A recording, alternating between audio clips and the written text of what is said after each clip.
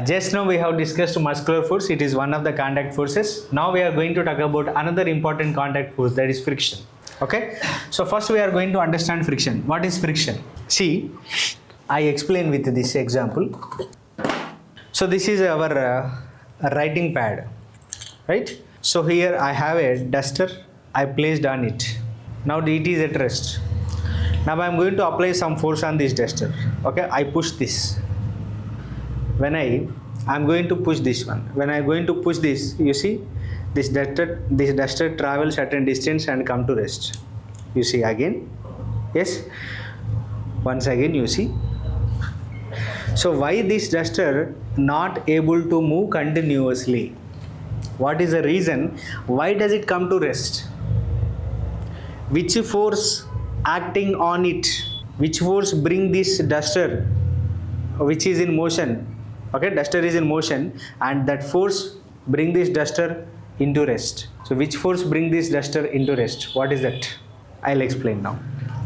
The exam pad what we have seen that actually looks smooth, but when we go for microscopic observation, even you see this board also looks very smooth. Okay, but when you go for microscopic observation, there are many irregularities. Okay, see, the irregularities are like this.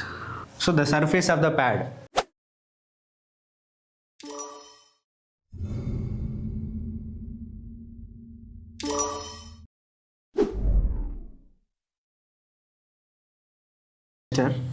okay, so this is the exam pad.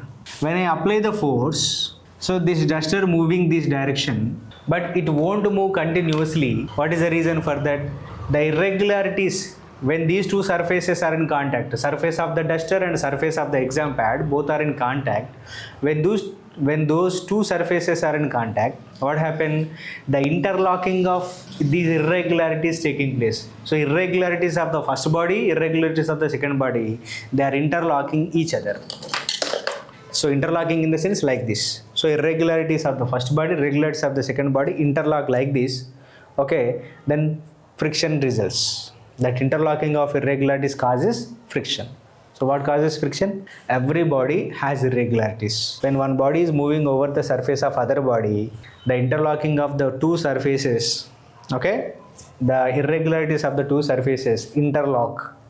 Due to this interlocking, friction occurs. Okay, friction is a result of interlocking of irregularities. So that friction always act opposite to the relative motion of the object. Actually this duster is going this way, this direction. Then friction exert on this duster in opposite direction. Okay, so the friction exerted on this duster is, this is my applied force. So here this is the friction. Friction is denoted by small f. The force which is exerted by human beings are applied force. It is also called horizontal force, that is denoted by capital F. Remember, so capital F refers applied force, or it is also called horizontal force. Whenever in the questions horizontal force applied means that is force exerted. And small f, friction always denoted by the small f, remember. Okay, here two forces. Initially I exerted force and release my hand. Okay, this is not there. Actually when duster is here, I exerted my force. Then duster traveled certain distance. While it is traveling, suddenly friction come into play due to the interlocking of irregularities. This friction, this interlocking of irregularities causes friction. This friction act on this duster in opposite direction. This surface exert friction on this duster, okay, in opposite direction of the motion. This is the direction of motion. To the direction of motion, this friction exert in opposite direction. So friction always opposes the direction of motion. What causes friction? The interlocking of irregularities. Interlocking of irregularities of two surfaces which in contact causes friction. So the friction is the result of interlocking of irregularities. When one body tries to move over the other body due to the interlocking, so the other surface doesn't allow that body to move forward. This is called friction or frictional force. So friction always opposes relative motion. Friction always opposes relative motion. So more about friction also, about this relative motion, more about block and block, we will discuss. Okay, in coming videos, next video we will discuss. This is the basic thing. What friction causes, how friction causes. This is the important understanding of friction. So what is the friction now? Friction is the resistance of, friction is the force that resists. We will write like this: friction is the force that resists a movement of one body over the surface of other body, over the surface of another body. This is called friction. Friction is resistance, friction is negative force. See, I am applying force on this duster. I have done work. I have done work, right? When I do the work, I lose energy generally. So when I push this duster, I transfer my muscle energy, okay, with the help of action of my muscles to the duster. Then duster gain the energy, and the duster is moving from one end to the other end of this pad. But is it moving continuously? No, it is not moving continuously. It is moving certain distance and come to rest. Because when this duster is moving forward, friction come to play between the surface of this pad and the surface of the surface of the pad and surface of the duster in contact. Due to the interlocking of irregularities, friction causes. That friction do not allow this duster to move forward. Okay, that friction does not allow this duster to move forward, and that exert the force in opposite direction. So this duster lose the energy and finally slows down, then finally come to rest. So duster is slowing down because it is losing the energy. Friction exert opposite to the direction of motion. This duster want to go this way, but friction exert an opposite direction. So that is why friction is a negative force. Okay, so friction can be said it's a negative force.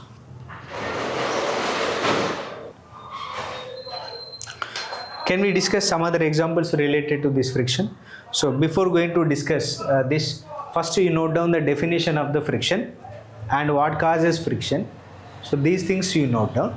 Then we discuss more examples related to the friction. Okay. Just now we have discussed what causes friction. Okay. And definition of the friction. Related to the friction, some important discussion has been finished. Now we are going to do another important activity related to the friction. Okay, so we are discussing contact forces. In that second one is friction, okay, or frictional force. See, now I am going to perform one important activity. So what do I have in my hand?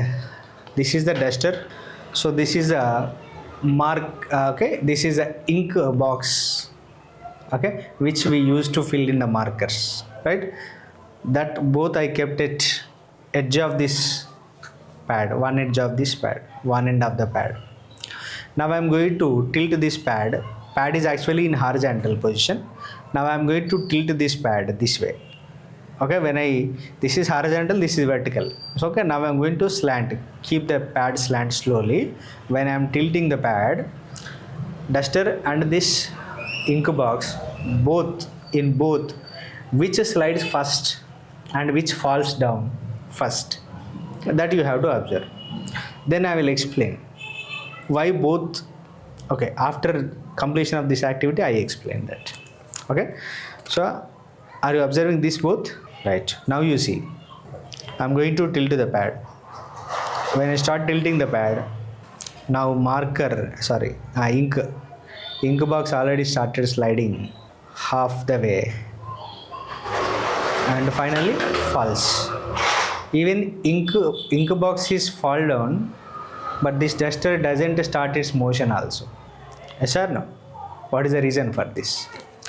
The surface of this pad offers friction when this duster is falling and when marker box also falling. But since as this duster have very rough surface, there is a more friction between this duster and the surface of the pad. That is why this duster takes time to slide down.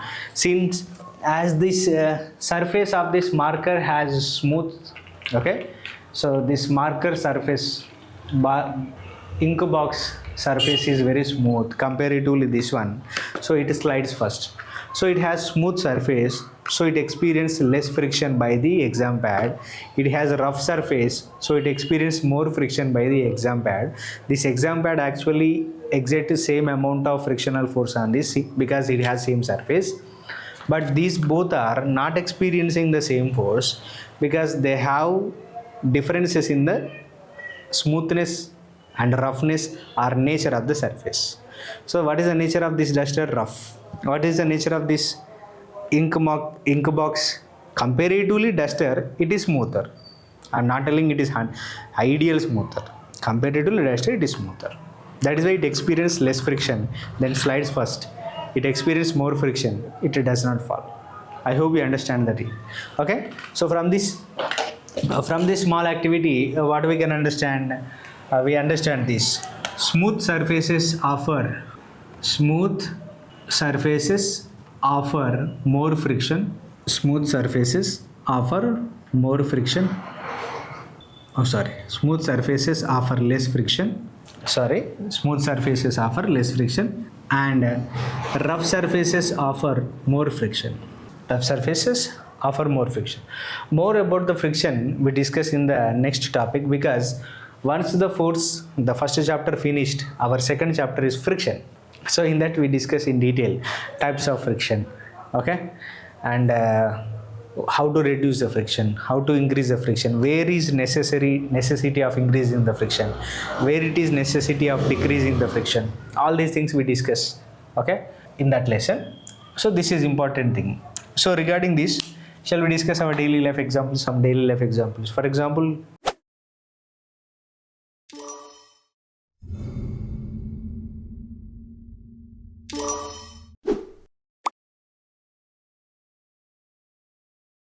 what happened? You will skid and slide or fall down because the surface is very smooth, okay. When you step on that friction reduced between your feet and the floor. Due to the reducing friction, what happened? It slips, okay. Here friction help us to walk. When you step on the banana peel also while walking on the road, you skid and you fall down because banana peel has smooth surface. When you step on it, friction reduced, then automatically you fall down, okay. So many examples we discuss more about friction in other chapter. Finally I will give you 2 examples. See, for example, this is a road, this is a bicycle you have, okay, and you are riding this bicycle, okay. Imagine you are the person, you are riding the bicycle. So bicycle direction of motion is towards right side. Until or unless when you apply the force on the pedals of the bicycle is in motion. It moves continuously. Once you stop apply force on the pedals, what happens? It slows down, finally come to rest. What is the reason? There is one force act on this bicycle in opposite direction of the motion. That force is exerted between the tires and the surface of the road. That is called what now? Friction. So due to the friction, your bicycle slows down. If you don't apply the force on the pedals. Every time to overcome this friction, you have to apply the force on the pedals. Then only your bicycle move continuously. If you stop apply force on the pedals, then friction, okay, due to the friction between the tires and road, your bicycle slows down. So every time, whenever you want to move your bicycle forward, you have to overcome the frictional force. To overcome this frictional force, you have to apply the force on the pedals. Okay? For example, another important thing. This is the ground. There is a ball. Ball is at rest. Okay? Somebody kicked this ball. Applied force, muscular force. Then this ball is rolling across the floor. Started rolling. Does this ball move continuously on the floor, on the ground? No. It covers certain distance. It travels certain time. Then what happens? Slows down. Finally come to rest. What is the reason? As this ball is rolling across the floor or ground, okay, friction come into play between the surface of the ball and surface of the ground. So this is the direction of the motion. What is the friction direction? It acts opposite to the direction of the motion. Then this friction slows down. Friction is a negative force that slows down and reduce the energy of the ball which is moving. So it slows down and finally come to rest. Okay. So I hope you understand what is friction, what causes friction, some examples of friction, why objects are not moving continuously. Okay, right. So this is about friction.